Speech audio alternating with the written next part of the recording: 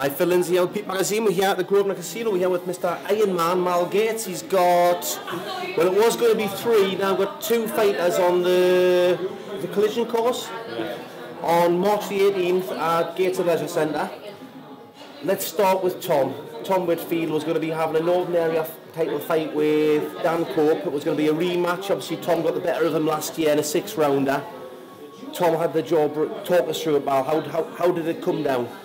Basically, Tom does a lot of sparring with Lee, and obviously Lee's a very strong lad, but we decided to change a bit of sparring up and get a bit of speed work to make difference, so we decided to get in touch with Imran, who obviously sparred Callum Leather. Sparred the rounds, wasn't even hard, it was 6 good rounds, you know, not even a war. Technically it was really boxing. Yeah. And Tom says it when he got out of the room, his jaw's a bit sore. With boxing, you don't have a sore jaw if you get hit. And they never stopped talking on the way back on the course, although everything's fine. The adrenaline's getting them through so far, Yeah. And then on the night time, he obviously, his wife or his mum or somebody noticed his jaw was swollen, so he went to the hospital just to walk in, and they x-rayed it and said it was broke. Badly, or is it just clean? It's just, for a break, it's a clean break. It couldn't be a better break, if you know what I mean. And Tom's obviously got in touch with us, and I was straight up to RVI. I transferred him there, and I went straight up. We were there about 12:30. They kept him in overnight and done the operation on the Sunday. Well, I've had a broken jaw myself, so I know not just what you go through, but the aftermath, the recovery, and obviously you can't eat properly. You're saying he was already on weight. He's probably underweight now because he's not being able to eat properly. What is it's hard to put a number up. What would you expect the turnaround time for Tom to heal up and maybe getting back in things? Well, as you know yourself, it's not just physically, it's mentally thinking, God, I'm going to get hit on the jaw again here, how's it going to go? So, you know, it's going to be out the gym for at least I would think 6 to 8 weeks before you even start training. Yeah. You know, we just have to see how it goes. Is there anything else, you know, how quickly does it heal? But getting back to that night, it was like, it wasn't the pain of the jaw, it was basically from his heart. He was so gutted, it was unbelievable, you know what I mean? Because thought he was letting everybody down, but he wasn't. At the end of the day, it's Tom's health, you know. Well, he hasn't broken his own jaw, you know what I mean? It's not like a David Hay cutting sparring sort of scenario, allegedly. Yeah. Well, as I say to Steve and I, we're pulling him out with a genuine injury. It wasn't if he stubbed his toe or something. He's genuinely hurt, and the evidence is there, you know what I mean? Because he wanted to fight as much as Dan. Oh, of course. It was a genuine 50-50 fight. The first fight was a good fight. I think this one would have been better over 10. Yeah, because obviously the last one, 6 rounds. I was talking to Ronnie Rowe on Tuesday, and he was adamant. He was saying, well, Tom Whitfield, because obviously he used to train with him at Berkeley, and he was saying, he's won the Northern area, and I says, no, it was a 6-rounder last time. He said, no, it was. And I was like, no, this one's. And it was like, just picture them, the pair of them, the way they went over the 6 rounds. A little bit more experience coming back and then doing it over 10 rounds. It would have been an absolute classic for sure if it went. Yeah, well, Tom's got a great engine. He gets stronger and stronger, and he has some great spars with Lee. But as the rounds go on, Tom gets, you know, he seems to come onto his own a bit more with his boxing ability. Because he did have 85 amateur fights, and he's got a really good boxing brain on him. He works things out pretty quickly, you know. But equally, Dan's a good, strong lad. He would have given him a good fight, you know. Yeah, pressure's well, Dan. Yeah.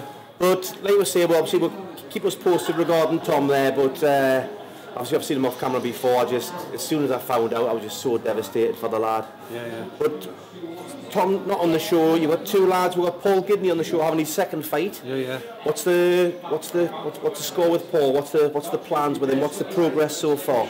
Yeah, Paul come to us obviously a little bit late. He had a good amateur career. I beat some good kids in the amateurs, and I wasn't looking for anybody else to come to the gym, but Paul got in touch and he came in, fitted great. It's great sparring for Anthony. Yeah. And he's obviously changed his amateur style a little bit, to more planting his feet, but he wants to learn. We call him a sponge in the gym, because everything you tell him, he goes and practices and he comes back and he's better for it. He never misses the gym. He's just fitted in so well. He wants to learn his craft, you know. And if we take him away sparring, he goes in there and he listens intently, and he goes out and does exactly what he's telling, pushes other kids on as well, you know. Just the way you said it. He's great at having the gym, apart from his boxing ability.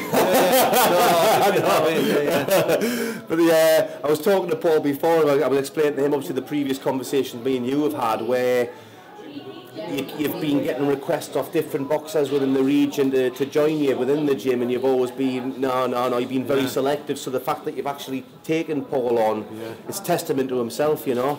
Yeah, definitely. Obviously he's amateur coach. He was coached by Tim Codlin, and also the lad I used to train, Dave Johnson, was helping to train. So they were really good friends of mine, and he recommended him. and so obviously he came on board, but I can't put into words how much he's dedicated, you know what I mean? If you tell him to go for a 3 miler, I've texted, done me 3 miler, you know, you haven't got to chase him up, you know. He's which from a trainer's point of view, I mean, it's boxers can be unusual beasts, you know, they obviously range of different personalities is what works for each individual, but from a trainer's point of view, just having them, like you say, like a sponge, so that actually take it on board, but also put the work in as well. It's to be a dream come true for yourself. Oh yeah, definitely. So Paul, he was saying in the interview, he's not claiming he's going to be a world champion or British champion or anything like that, but he's going to be the best he can be. How far potentially do you see him going?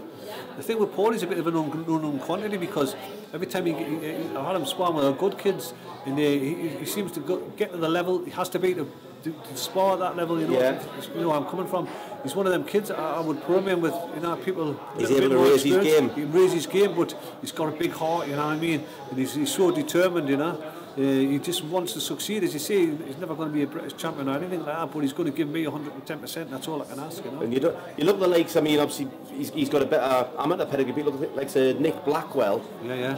And people gave him no chance because he didn't have the background and things like that. But with the right hard work and mentality and dedication, you know, it's you never know what's round the corner. Well, getting back to his amateur, I looked at his amateur card and the people he's boxed Jazza Dickens, he's beat Kevin Satchel twice in the amateurs.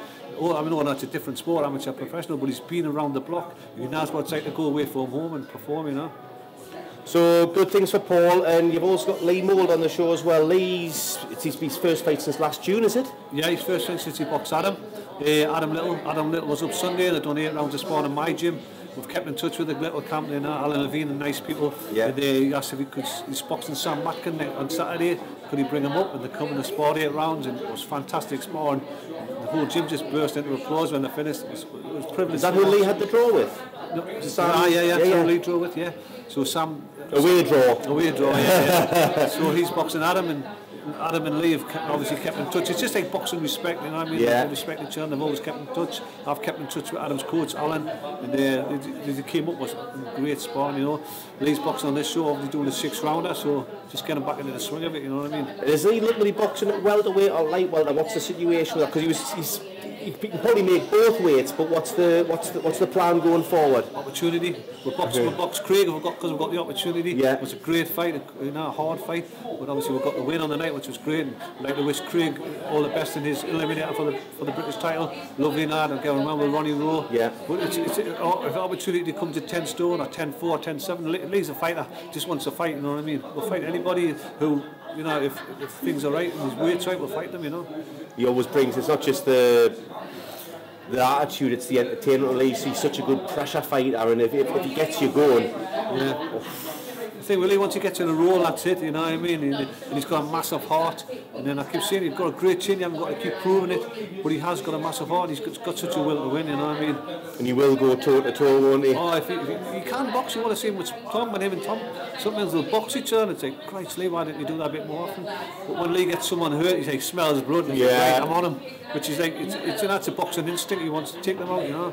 It's just getting that extra little focus at that time to make sure they don't blow themselves out and things, but that's all part of the development, and I suppose that's what you're working at with each individual fighter. We train so hard in the gym, and probably every gym says the same, that they train hard, but our gym would Paul Charters has been helping us, and he's thinking, wow, I can't believe what these lads are doing. I said, but if you want to be the best, you've got to train like the best, you know, train like a champion, you know what I mean? That's what you've got to do, you know, to be there. I never let them have easy sessions. Well, that's built on the foundations that you've done over the last few years. It's like, you know, you build that fitness up and then you maintain it, and to get the improvements on the fitness, it's very gradual. It's gradual, so you have to keep it going like you have been, sort of thing, and then you get that bit more and a bit more from them for when they go to the higher level.